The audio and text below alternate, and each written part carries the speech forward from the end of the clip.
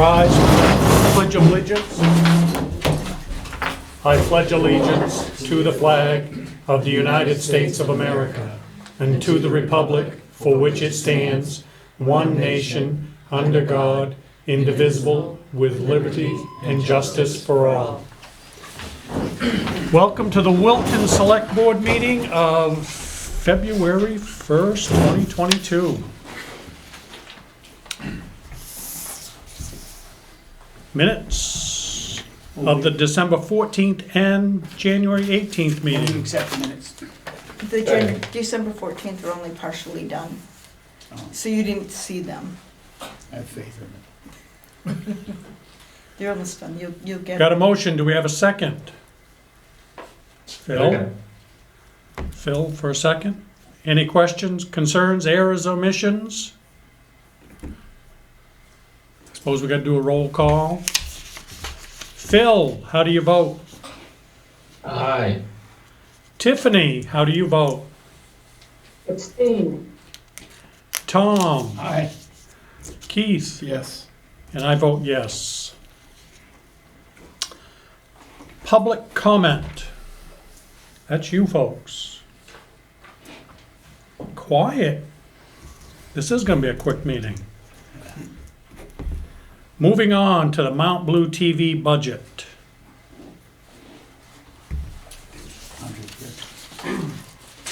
Hi, my name is Andre Cormier. Some of you know me. I'm the new executive director of Mount Blue Television. I've worked as a production manager there for about a year and a half, 2 years, and done freelance before that. So I just wanted to come introduce myself tonight.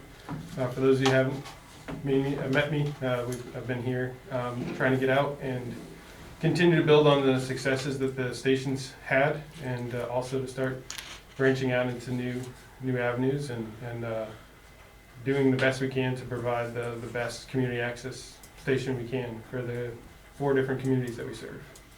So I noticed, if I looked at it correctly, it was just briefly the budget sheet that came out that you've been running in the negative.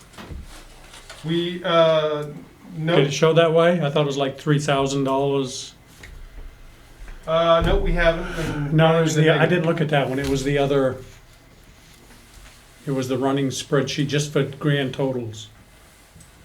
Yeah, right there. So, and what's that showing is what we're seeing is a trend, and essentially, we are running in the negative in the sense of a negative trend. Revenues. For revenues, yes. Specifically the revenues from Beeline Cable. So, in that chart, what you see is there's three different service levels for Beeline Cable, and then they have advertising as well. And the station receives 5% of all of that. So the trend is more people are dropping cable subscription, moving to online subscription services. And the way that the contracts are written, it is specifically cable subscription that we would get funding from. So even though Beeline might be providing the internet service, it's not specifically cable. And so the other piece there with advertising, we've seen, looking at the numbers there, they have been pretty stable for the advertising. Then we have a presidential year. I think there's a lot of advertising, which is why the 2020 year is sort of an outlier. And then there's a huge drop off the year after that. So other than that, the other revenues, there is a steady, slow decline. So we're looking at that. We don't know where the bottom is in terms of, there's, I think at some point, there's always going to be some cable subscription service, and so we're looking to generate other revenue streams and looking to partner with other people, grant funding, additional projects where we can use our resources to do media projects for folks as well. So that's been another area that we've been expanding into, collaborating with like the Maine Guides, Professional Maine Guide Association, creating shows for them. So just diversifying and also expanding who we're working with. Any other questions? Comments? Do we need a motion to approve the budget as proposed? We will, yes. I will make that motion. We have a motion to approve the budget. Second? Second by Phil. Any questions? No, I would just add, as you all know, I do the show on there, but I think the fact that they're covering the selectmen's meetings, the town meetings, it's really important for the community to have this access station so they can see what's going on. And you can't complain that it's not available to them. All right. Any other comments? Seeing none, all those in favor of the budget? Phil, Aye. Tiffany, Aye. Tom, Aye. Keith, Yes. and myself is a yes. Congratulations. Thank you. Next, Jen, library report. Hello. Hi. If you want to put the other page up first, I'll give you the narrative first. So if you think about the past 6 months, it's usually what I tell you about. We're talking about the first half of our current fiscal year. So starting in the summer, we started by installing our little free libraries in parks around town. Those are 3-season outpost libraries that we stock with books. So it's a give a book, take a book. No need to return it when you're done. So it's kind of counterintuitive to library service, but it's a way we serve the town for people who can't get into our physical building. We applied for ARPA funding through the Maine State Library, which is how they chose to funnel that money from the government to libraries across the state. And Cassie kicked off Children's Summer Reading Program, the theme of Tales and Tales, so that entails, unintended, multiple extra programs per week, all centered around this theme of Tales and Tales, so dragons and mermaids and everything that had a tail. This year we chose to do all of our Children's Summer Reading programming right at the library. In typical years, we've often gone to parks, but this year, in trying to keep things simpler, decided to do everything on the grounds, mostly outside, sometimes downstairs in the children's room. In August, we did some simple outdoor activities for the Blueberry Festival. We had a return to our book sales season, so we do quarterly book sales. We had a pretty profitable one in August after not having one for quite some time. And we spent some time revamping our overdue procedure. So essentially there's a 2-week borrowing period for all materials, but as you know, people don't always follow that.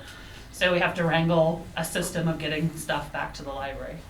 As we moved into the fall, we had a variety of mechanical issues. We had issues with our fire alarm, with our elevator, specifically the hydraulics. We had some issues with the side door.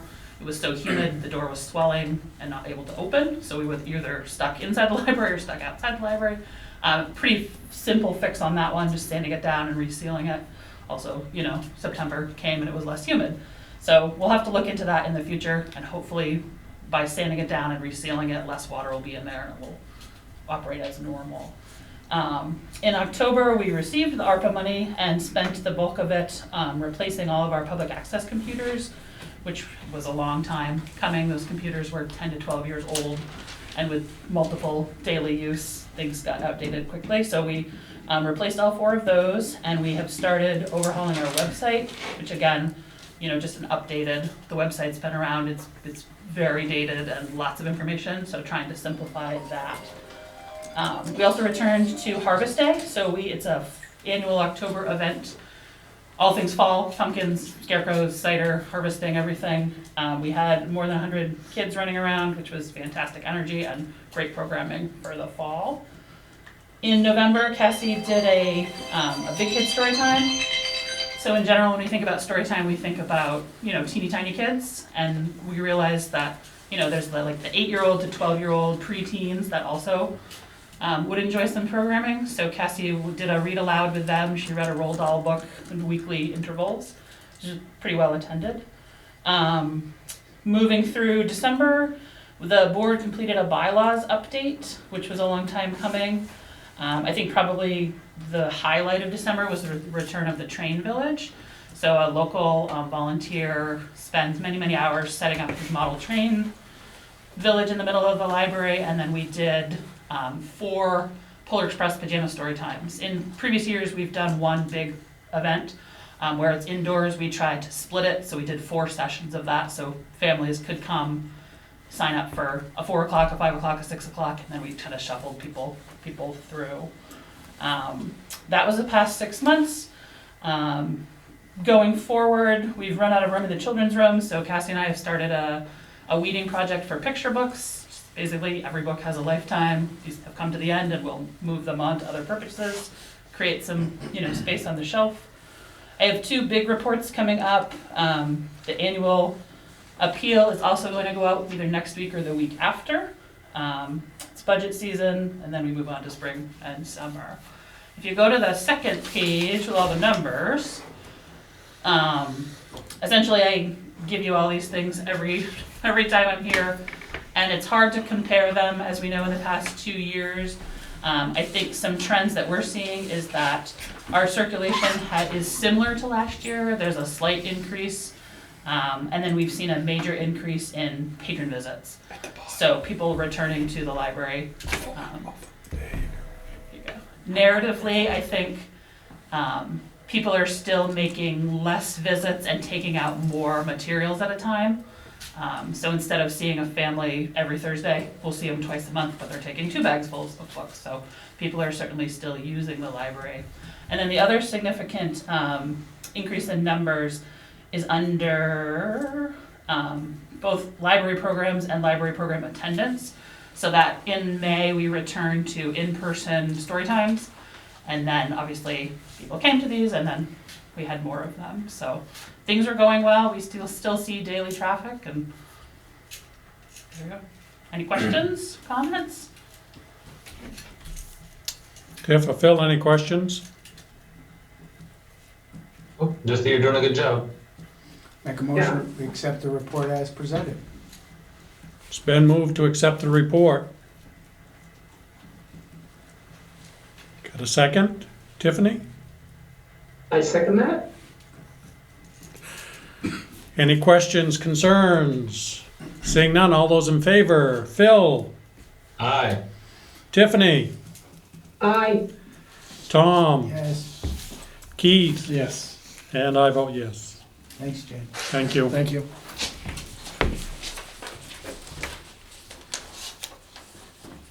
Next up, marijuana retail store renewals. Charlie getting on for that, was he? I think he's there. Okay. Wait a minute, let me just, that's his report. What did he do with them? Charlie, are you there?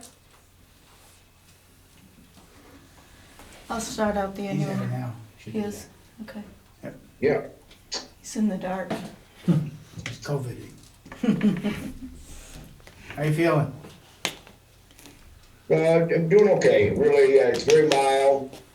And I was getting ready actually to go skiing Monday morning. And because I've been having this, I opted to take a test, an at-home test. And now we're segregating pretty good. And mother and son have not got it. So that's good. So anyway, yeah, there are 4 marijuana medical care giver retails that are up for renewal, and 3 of those also cultivate. So that's what should be before you in some of the documents. And I think, we went through, I've got to go and do an inspection at one of them yet. And I had been scheduled to do that. I was going to do that last Friday. And it's probably good that I did not. So there's one that has not been gone through or inspected. The other 3 have, and are for the most part in compliance. So if you have any other questions, please bring it up. We Tom? can, Go ahead. I was just gonna say, I can go down and list who they are, if everybody that is okay with the names being there. We have Honeycomb, Raise your hand. Thank you. Honeycomb Farm. Honeycomb Retail Store. We have Power Plant. Our plan, Hey, guys. We have Canatopia. And we have Earthkeeper. They've all filled out their applications. We've checked, I believe everybody is caught up on taxes. I'll give you the exceptions. When I say caught up on taxes, when we're looking at the business, not at their homes. And two, caught up to the November due date, not the due date that is coming up. One of them, a couple of them are being leased from others, they don't own the property. One of them has been paid up through November. The other property has been making monthly payments, so by March 11th, that will all be caught up. Sewer and water has been paid up, but everybody that had some to pay up has paid it up. And one of the questions I had, we got the information about complaints. So the information on complaints, actually, the chief is here, and she contacted the state for us. And are you better at saying it than me, what you talked to her? Do you mind? Don't mind at all. So I reached out to the state, and they were really good about saying which places had complaints. Essentially, everyone has had complaints made on them in the past, except for Honeycomb. And the state has come out and done inspections. Everyone has been found compliant, and anything that they had issues with was taken care of. Good. And then from the standpoint of the police department locally? Yes, and any complaint that we had, we passed on to the state. The state was very good about saying they respond to all complaints that are made about every business. And then they try to do a routine inspection. With the number of employees that the state has at the time, they said this, you can go up to 3 years before a routine inspection. So that 3 of them had been done, was pretty good, and they had responded to any of the complaints and had validated all of that. And as far as the police department goes, we have been to each of the establishments for complaints, all reasonable, and all were taken care of. So I have no issue with any of them. Thank you. And then Just Charlie? one more I'm thing, sorry. I just want, for you guys that haven't been here before, we do the same thing with liquor licenses. So this is not treating you any different than we treat them. We asked the same kind of questions. A couple of years ago, we had, the golf course hadn't paid their taxes, and we did not give them their liquor license. So I just want to make sure you don't feel that we're beating on you guys. This is consistent with what we've done in the past. Beat on everybody. Everybody, consistently. On some of the inspections that Charlie has gone out to, he's also gone out with the fire chief. On some or most of them, there were some fire issues on some of them, extinguishers, other things, not boxes. And I believe everybody has corrected that, or there's still some outstanding that the chief needs to go back on and check? I've got to go back through power plant. Honeycomb Farm's all good now. They sent me all the information. I've got to go back through that, and then Earthkeepers at some point too go in and do a walkthrough inspection. So it's still somewhat undone, okay? Okay. But I'm sure all will be more than happy to try and come into compliance. I'm seeing very good cooperation. I think if we have a motion and approve all with the one that hasn't had the inspection yet, pending the inspection, we can approve it tonight, pending the inspection by this code enforcement. Does that make sense? Fine with me. I mean, it's basically approved and just have to. Right, just formality. Yeah. I'd make that. So moved. Second. So it's been moved and seconded. Any questions, concerns? I was Rhonda? gonna ask if any of them had questions. John? So I got a couple questions about two questions about the ordinance. One, the knock boxes, I guess, are they required on the retail and the cultivation, and I guess why? And then the hours of operations are in the ordinance from 9 to 9, and I know some of us operate with outside those hours. And, yeah, I continue to bring up the issue with the permit fees. David, Go ahead, Tom. do you operate 9 to 9, or do you operate when you open up? We open about, I know you, John, yeah, but I mean, 8 to 6, and 8 to 7 on Friday and Saturday. the others?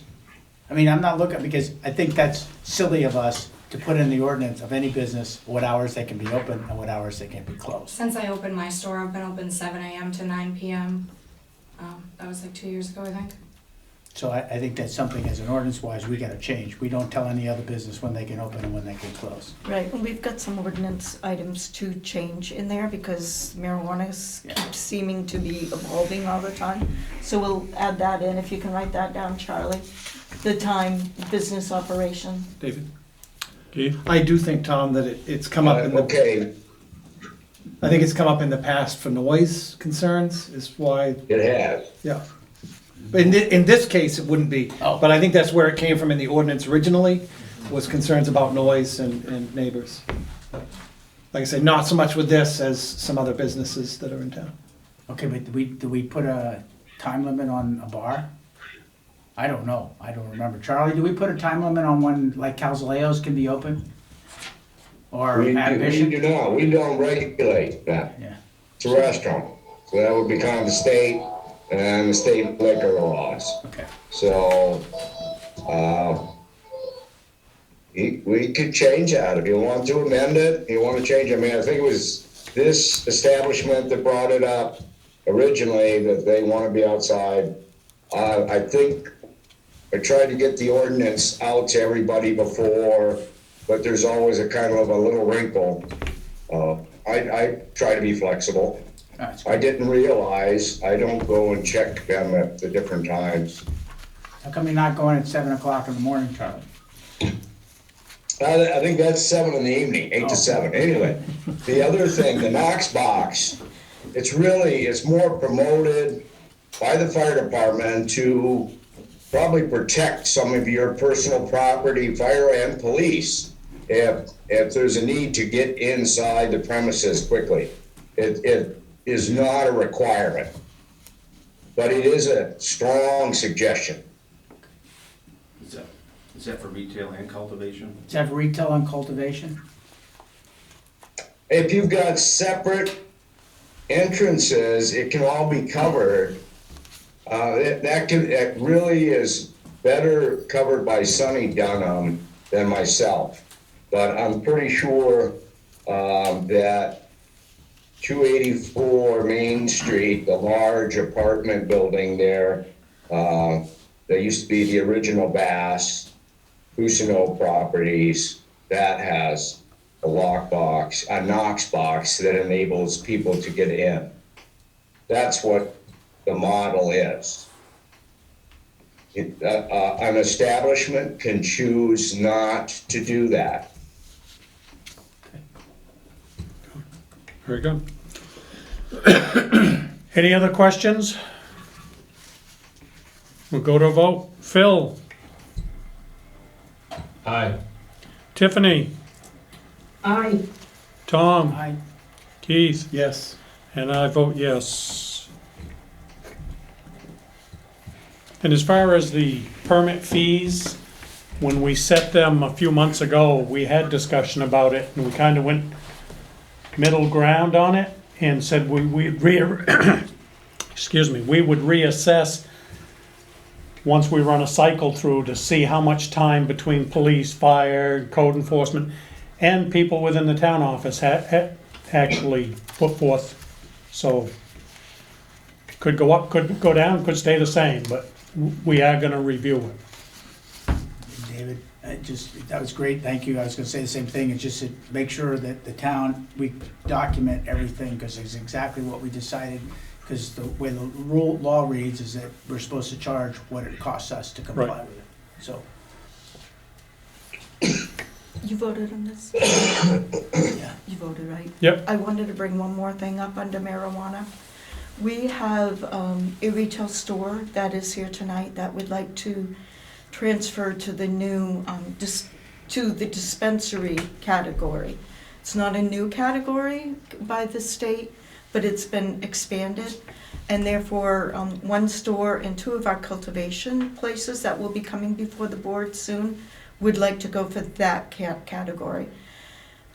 It requires approval from either the code enforcement officer, the planning board, select board, the town, to be able to have them apply. So it requires permission from the town first, then they go to the state and make the application from that. The way that it does read in the state laws right now is that the town's got to be sure they want that, because once they give approval, it does not go back to the town afterwards, which is different than the way that the towns approve retail medical marijuana and adult use. So we do have one of the businesses here that would like permission to be able to apply to the state for dispensary. We need to vote. Well, I did read Yes. legal counsel Yeah. and said that our ordinance does not allow it, that needs to be some change in that before we can move I forward. disagree with you completely. We voted to opt in as a community. I won't say what I thought about that letter, but I just know what lawyers do. That's a misinterpretation of what this town did.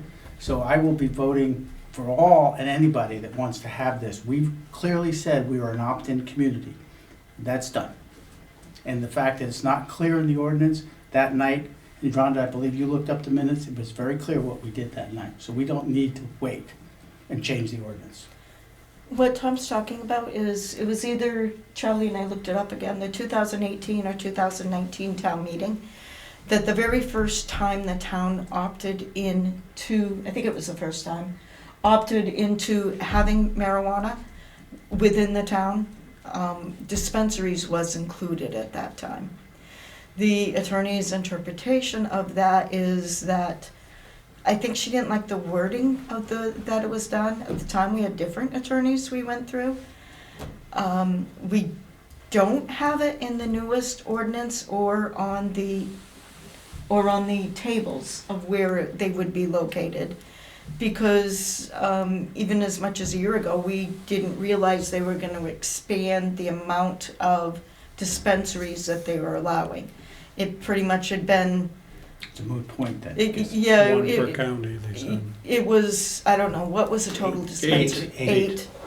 And so at the time when we were redoing the ordinance, we didn't realize that the state was going to expand it and it was going to be more, from our end on writing it. So we reached out to the state. The state kind of felt that, yeah, you've opted in for marijuana and medical marijuana, and a dispensary fits under medical marijuana. But you better check with your attorney. So we did reach out to the attorney a couple of times, and that's why you see the letter that you see, trying to cover bases for you. So that's where you will want to go on that. Keith? If Tom is correct and the lawyer is wrong, then we're all set. If Tom is wrong and the lawyer is right, what are the ramifications to the town of Wilton? Are there any? I don't know. That's what I asked. Who's going to sue who? The state is really the only one that could come in and do something about the dispensaries. Well, I think it might be worthwhile for Rhonda to get information. What are the potential consequences? I don't think so. I But- think it's clear what we did. Go ahead, David. Well, it wasn't on the agenda, so I don't think we should take action on it tonight anyways. It is on the agenda. It's been on. Well, marijuana retail annual store renewals, I didn't, Dispensary isn't, unless you're seeing something that wasn't what was listed on the agenda. okay, I thought I put I that in thought you there. did. Yeah, thought I that did was in too, it. because I described it and I forwarded out the email regarding it and saying that there is one that would like to have a paper from us It's not on stating the- that, I would agree, it's not on the written agenda, but I thought the way you sent that email out was something we're going to add. that we were gonna bring up under that. And John has a question. John? Well, I guess, yeah, I mean, I'm the one looking to go to the dispensary license, and I guess for me, we're opening up multiple locations in other towns, and I don't, what has it been, 3 months since I put the application in, 3 or 4 months? And We wouldn't sign that. it's, this is kind of crisis mode. I thought this would have been taken care of, several months ago, and here we are, months later. And so whatever we gotta do, to figure this out, I guess, is what I need to know, because, I think it's, the time frame which this is taken is taking too long, and now I'm running into other problems because now I can't produce enough product for these potential retail stores that I'm gonna be opening. So, yeah, it's crisis mode for me, really. We can't do anything regarding the ordinance until the June meeting. Right. We're definitely going to put something in there at that time. So it's all about whether your decisions on it. Well, I'm not opposed to acting on an agenda item. Mhm. And my take on what was in the emails was, it was a discussion Okay, about dispensary. Because I know we brought it up in the past here at the meeting too, that we had one that wants to do this, so it's up to you. Can we ask? David, can I be recognized? Go ahead. Yeah, my recollection is that, if we're splitting hairs, I believe that we did opt in. If the ordinance doesn't clearly state that, that we should fix that, but I don't want to hold up our businesses to the expense of our businesses. The intent is there. If we need to correct some minutiae in wording, let's do so at the town meeting, but to hold up, if there is no repercussions, as Tom said, the state's okay with it.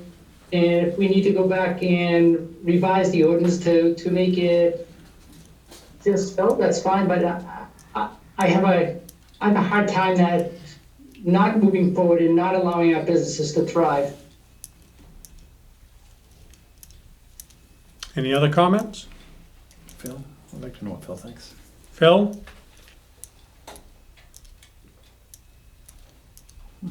I'd make a motion. Make a motion that we issue whatever we have to issue for the dispensary license. It's a letter, isn't it? Letter? Yeah, it's signing a form is all that it requires, and I don't remember who needs to sign it. Whether, if you make it so that Charlie can sign it with your consent. But Charlie to sign it with my consent, our consent. Second. Any questions? Keith? We'll take a vote. Phil? Aye. Tiffany? Aye. Tom? Aye. Keith? I agree with the thought process. I don't agree with the actual process we've gone through, and the way I read it was we received a letter saying it couldn't happen. And that's what I thought tonight was discussion about the fact it couldn't happen. So I certainly was out of the loop on all of what else has been talked about tonight. So I'm gonna have to say no, because I wasn't prepared for this. And I'm voting no, not because I'm opposed to it, I'm opposed to process, and it's not on the agenda, so. But it does pass 3-2.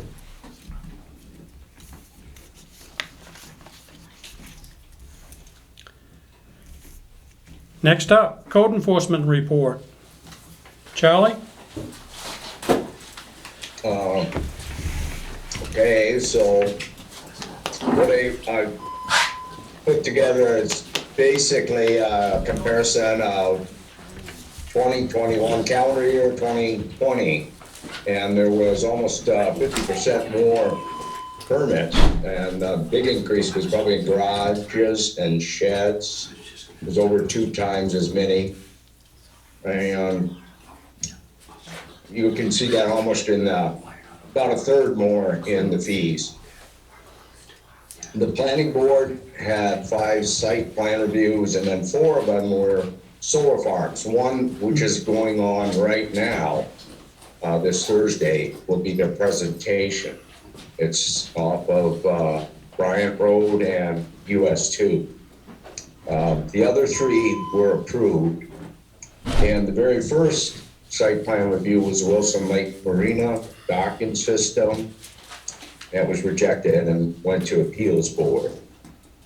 Plumbing permits, I'm afraid I've got errors in the paragraph there, but they were pretty much the same. You know, I'm still using the wording from last year, but I got the table updated. And then you've just been through the marijuana businesses. There will be more cultivation to come before for renewals. And there is one adult marijuana retail business that'll be coming when they get their building finished off. Okay? If there's any questions, I'll answer. David? Tom? Charlie, how many new houses were built last year? I think 8. Now, a lot of these are not a real, so their camps kind of get counted in there too, or a good 3-season home. But I've got quite a few starts. Those are that, 8 compared to 7 last year, and 7 was even up for a year like that. But there are several really quite nice ones going up. One on the lake that was a rebuild that is actually very energy efficient, and then there's another one going on Prospect.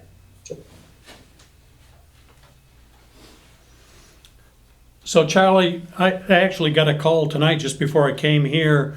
We've got a couple of houses being built out on the end of the McGrath Road. Beyond. There is one that went up there last year, that's right, and there's one right across the street being built today even, is my understanding. And my question gets to... Started. What? I didn't know that the other one had started. The first one, it's quite a ways out. It's passed by the end of the blacktop, right? Yeah, well, the new one that I got called about is right across from the other one that was just built. So the question was, to me, was about the discussion of the town road. I didn't know if you had any discussion with the people when they were getting their permits, or... Well, They know we only. I don't recall doing a building permit there. It was a driveway permit.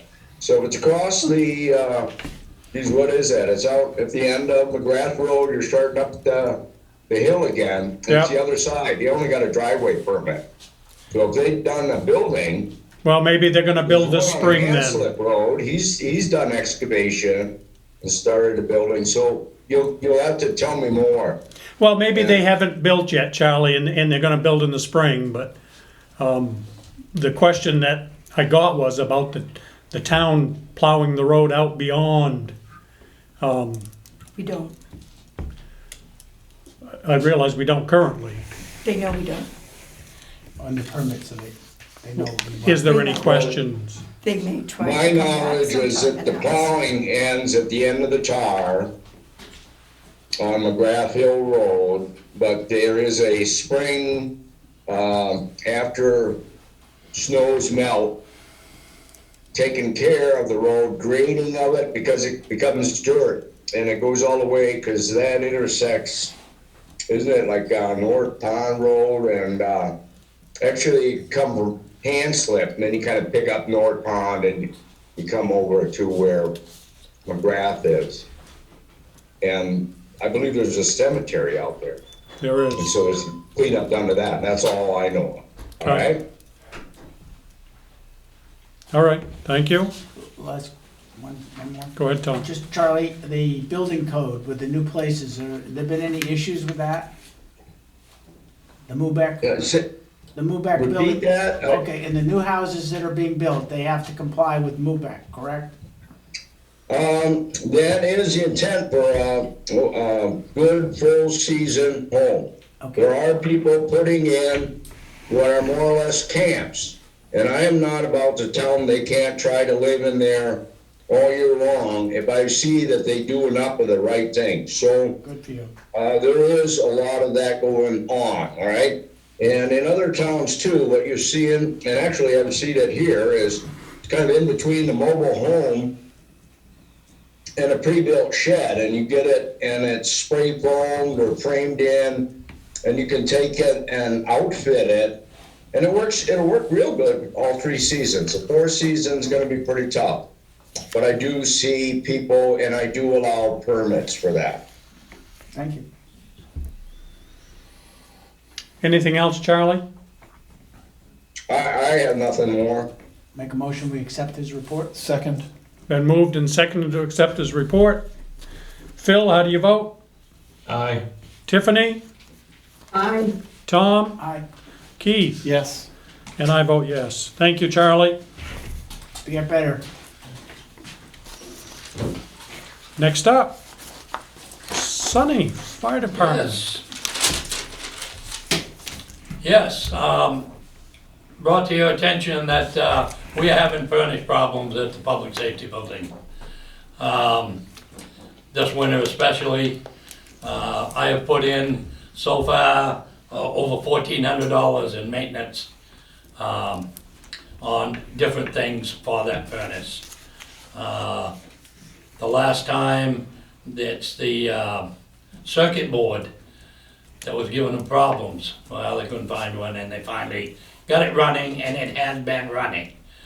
For the last 2 months, I check it every day. There was one day when it wasn't running, and I pushed the reset, and it did start. So, as of right now, it is running. So I've got ABT come down and give us an estimate.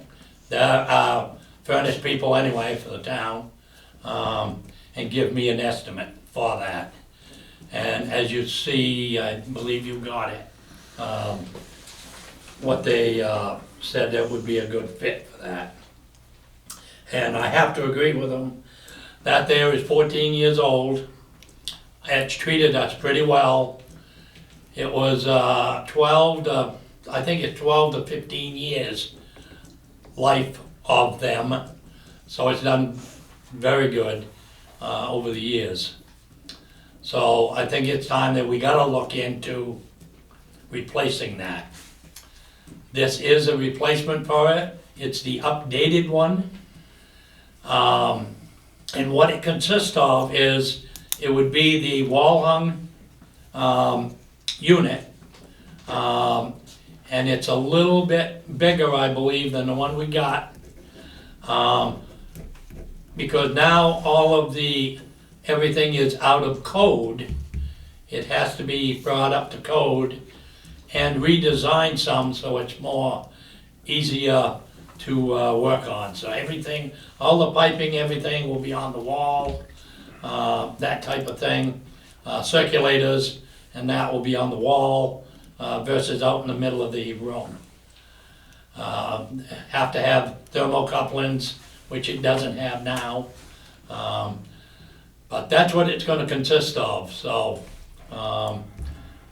I've had it in the capital improvement since 19. Not knowing we was gonna have problems, but just for the basic wall-hung furnace, so. I don't know what we want to do, and if you read it, I'll explain it to you anyway. If we decide that we want to go forth and get a new furnace, I am saying we don't have to get one today. I'm saying that they are willing to take all the responsibility for making sure it's up running, and the parts, I believe it says, let's see the wording. Complete up, running the system, bringing the system up due to the codes.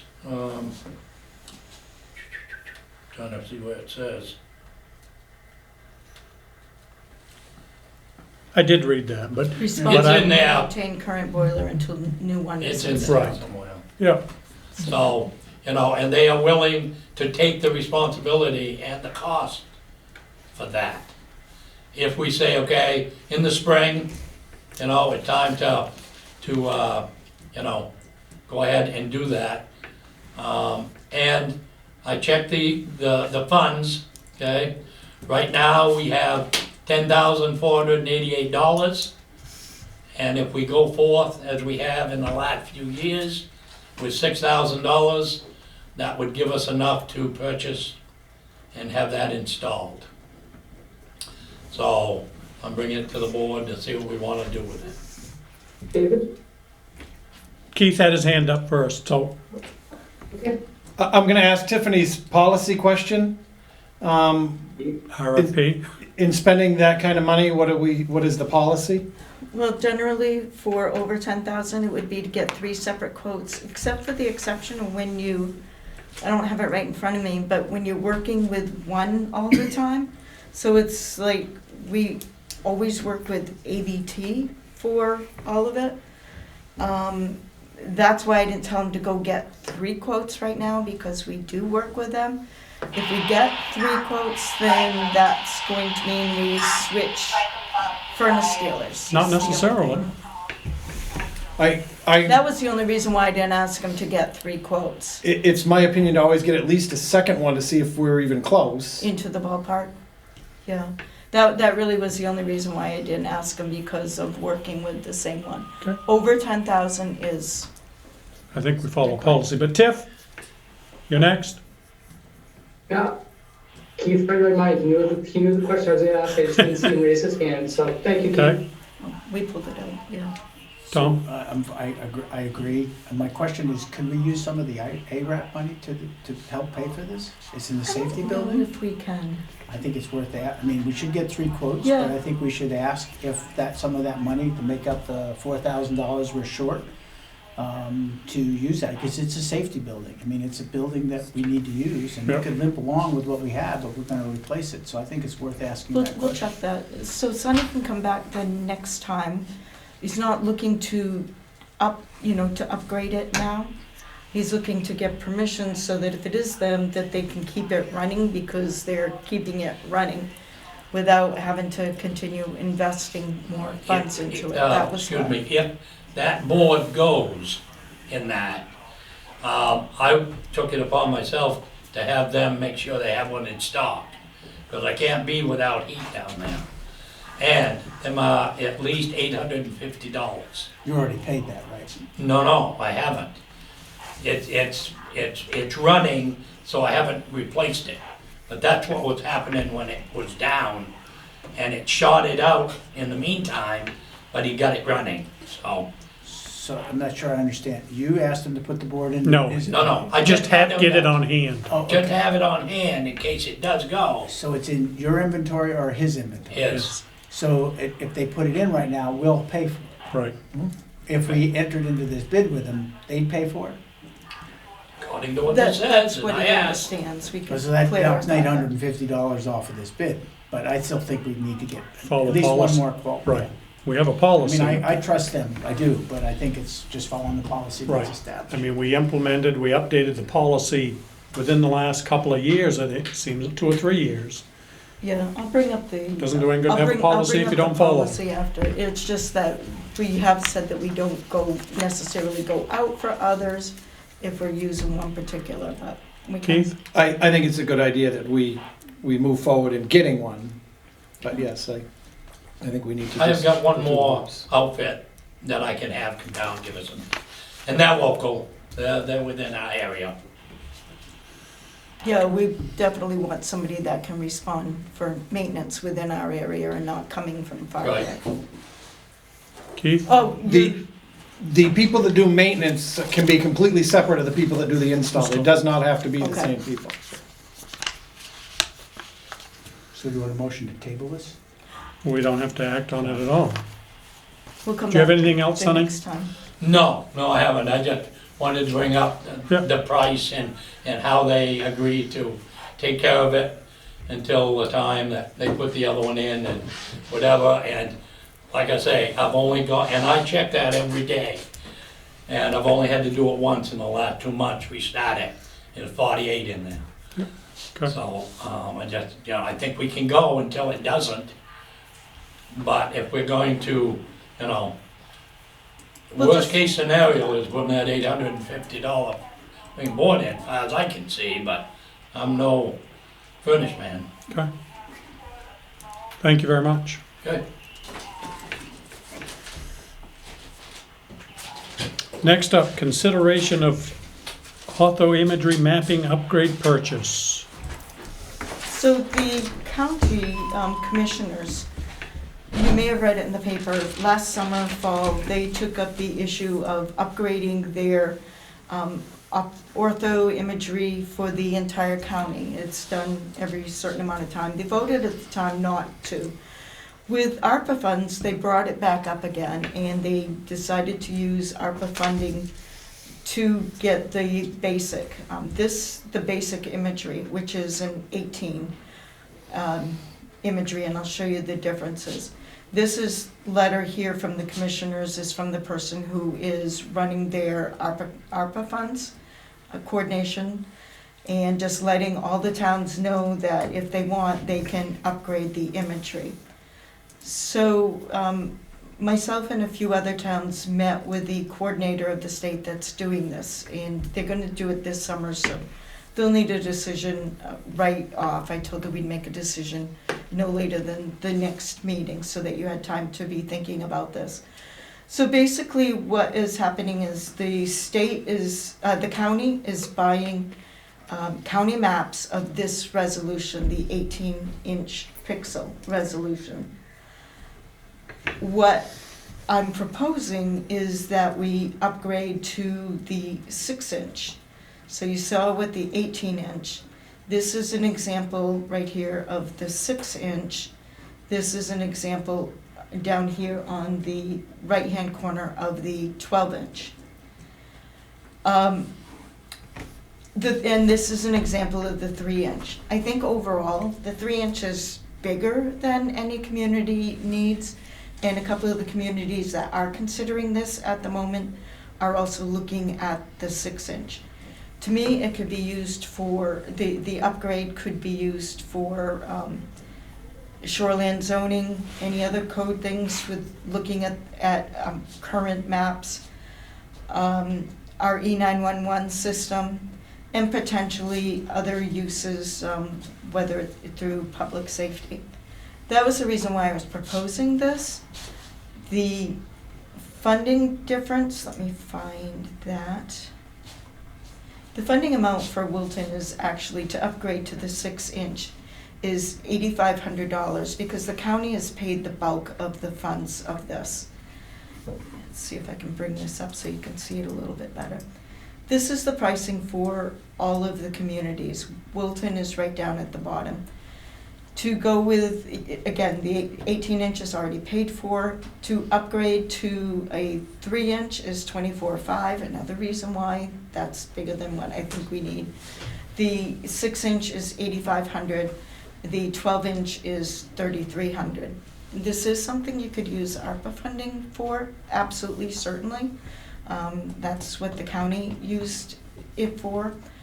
The only other thing in addition to an upgrade that I would recommend would be to go with, it's down here for $850 added on, and it is called the Mr. Sid Mosaic. And how that was explained to me is, you know how if you have a gazetteer book and you're looking at a particular property that is cut because you need to see this map and this map and this, this would kind of take and make it so that it's all one, so that you're not having to flip in any ways and try to piece it together.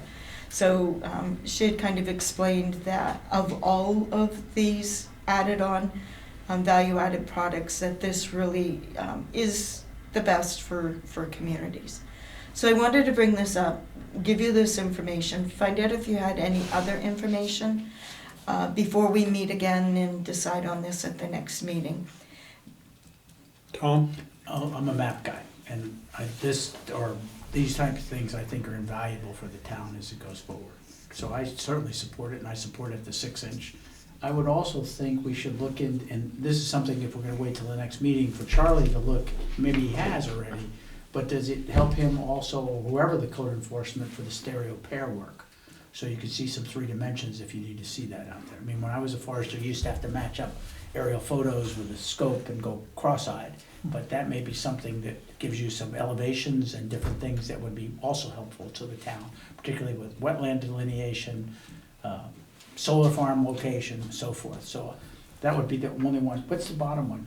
Projection BIOPS? I don't know what that is, but the stereo pairs is the one that I think might be worth it. But I would ask that Charlie look at this and see if there's anything else that he thinks we should have. Because if we can use the ARAP money, I think this would be invaluable information for the community. An ongoing cost? There isn't. There isn't. I think once they take it is when you update it. Right. And is it updatable? Is it satellite? Is it like Google Earth? You know, I- that after so many years, they It's update like- it right. themselves. Yeah, I don't think so. I think that in this particular case, you know, we're at the end of that particular swat of years, then they'll go forward with another, is what I understand. I mean, because the county had turned it down, we're a little bit behind what the due dates would have been, because they really wanted the intent to participate by December 30th. And the payments will have to be made after, so we've got a little bit to the next meeting, longer, that we can do it for. They'll actually do the flying this spring, summer, and then we actually won't receive these images until December, by December 30th. So we'll check on that, and the other one too is, on this particular meeting that I was on, our assessors, O'Donnell Associates, was on. So I want to check tomorrow with Yeah. O'Donnell's, because Paul will be here, if this is also helpful to them. Okay. And that's it. And just let me know if you need additional information, or if you need Claire, the person from the Orthoimagery, to attend a meeting by Zoom and explain any of it. Okay? All right. Moving on. Approval of the union memorandum of agreements. With increasing the union, all the union wages by $1, we just have to do a memorandum of agreement. Both unions have sent those out to me. They're exactly what the wages are, with $1 and then increasing it by 2.5%. And I'll just get those and leave those down here if you approve that, but it's just kind of getting the ducks more in a row again with the union contracts, because there's one more year left on it, so there'll be one more increase in July. So can we get a motion to approve? So moved. Second. Moved and seconded. Any questions? Seeing none, all those in favor? Phil? Aye. Tiffany? I, Tom? Aye. Keith? Yes. And I say yes. Managers report. Okay, we are going to have Broadband Committee meeting on. The date is, it's not coming. February 8th. Thank you. February 8th at 6 p.m. And we're going to do it as a combination in-person and by Zoom. Both Chris Lynch will be there, who is from the Broadband Matrix Corporation, and Charlie Woodworth will be there. I have also spoken with, not Beeline, Beeline Cable, as far as any of their intentions and stuff of what they are doing for upgrading some of the equipment, some of the roads. They had put in for both McLaughlin and Bryant Road permit requests for the poles, like back before the pandemic started, and it's being upheld by either CMP or Consolidated. So those two roads have not been upgraded. In East Dixfield, part of the roads are covered by Spectrum, and that's been way back. Spectrum had that before Beeline went in there, so Beeline doesn't, Spectrum covers some of it, Beeline doesn't go all the way up, but neither Spectrum or Beeline are covering Butterfield Road.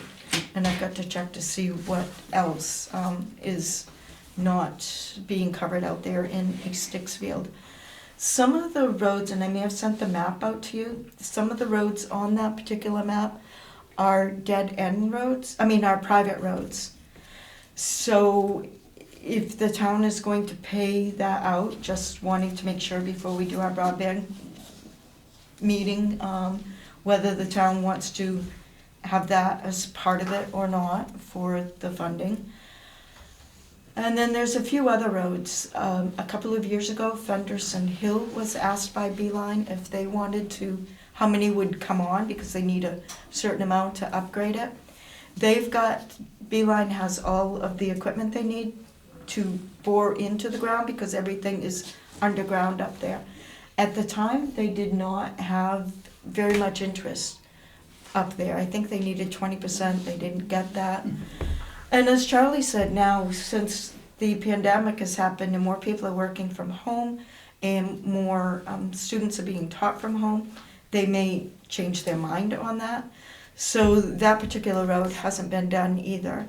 I still need to check on McGrath, and we also know that going that way, some private, some, the state road, Weld Road, beyond Fenderson Hill hasn't been done, and a few others. So everything that I sent out on that map.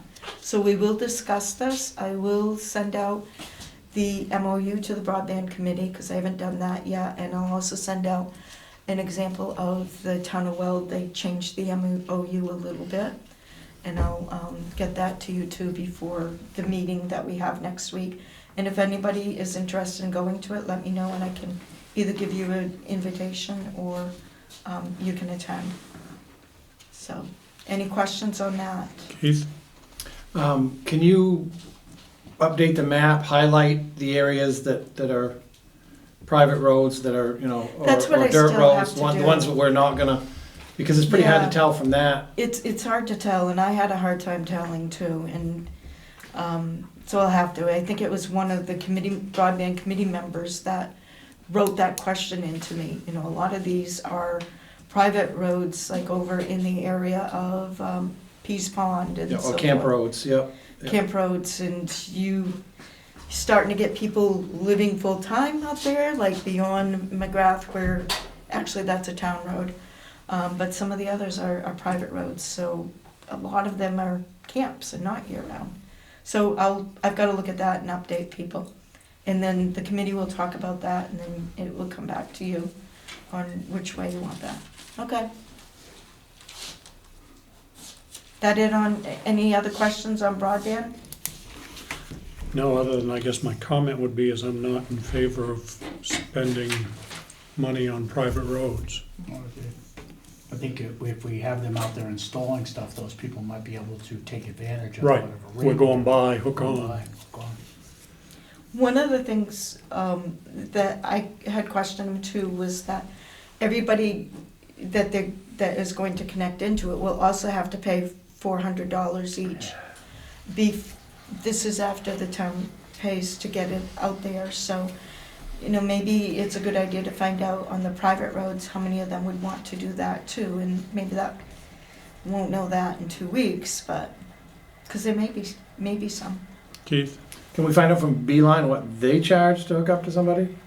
Yeah, now I was told that Beeline was going to charge Fenderson Hill, so I asked him that, and he said no, that was not correct.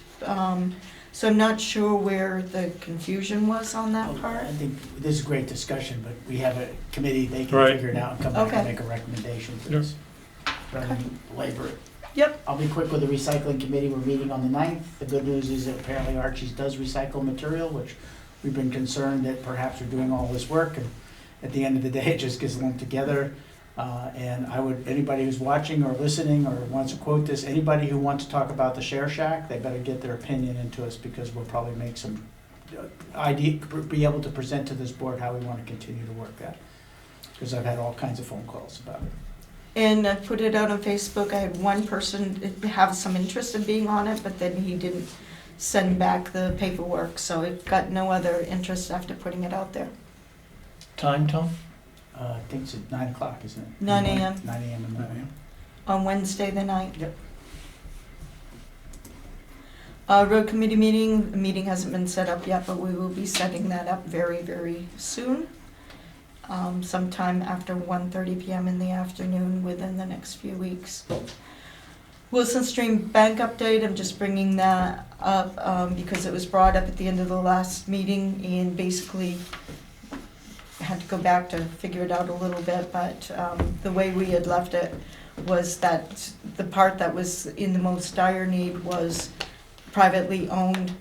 I did reach out to the Garrigo Engineering to take a look in the springtime, let us know what they thought we might be able to do with that or what they suggest. The septic issue, the day after the next meeting, the next morning by 8 a.m., Heinz was at the site of the septic tank. There still is no indication that it is gone over, flowed over, so it's still, they're still going through their paces. Right now we can't put any in anyway because of it being so cold. And that's it. Next up, other business. Tom? Just, I meant to ask this, but we should get an update on the woolen mill. Yeah, that's on me. I need to do Because last we had that, they were gonna change the language in it, so it's a good report, but the way you read it is like it was terrible. Is so that we can get that out, because that's a piece of property that I It's think that, we put up for sale, and we might be able to RFPs and on it's it. and get started getting some interest on Yeah, that. stuff people have asked me, so I think it would be good to get that, maybe at the next meeting. Okay. Keith? I ask every year when we do the vote for MBTV if we can include them in our quarterly reports. I don't know that it's happened yet, but I didn't think of it earlier. Yes. But if you could, I'll email Andre and ask him. get that line set up somehow. Are you okay if it's not quarterly and it's like the library is twice a year? Something other than, yes, once a year would when be they nice. want money. Yes, something better But than that. Andre's just taken over too. Yes. So I Right. think you're dealing with somebody who really is enthusiastic. And I'd say JP wasn't, but it's got a new energy that's brought him to the station and found some things that needs to be worked on. I think one of the things that's interesting is the advertising is the new job that JP just took. So hopefully we'll see that advertising money come back up again. What surprised me in the numbers was, I thought Central Maine Power spent thousands of dollars on the cable TV. They did all over the place, but it must have been like on Hulu and things like that rather than in the cable TV. But that, he's, and Victor, the guys are great when you go over there and they will respond to whatever we need. So I think that's really good. But yes, I agree. Keith? The other thing is, I know it gets brought up every now and then, I don't know if we're making any progress. There was discussion a long time ago about mapping the cemeteries. Are we moving forward at all with that? I think, Paul, when I asked him last, he said that he was waiting on something from TIF, but for a while there, Tiff, we had talked about using a couple of your students. So I'll ask him again tomorrow, and if I need to, I'll contact you and have the three of us have a discussion tomorrow on it, Tiff. Sounds good to me. Okay. Anything else? Phil? Tiffany?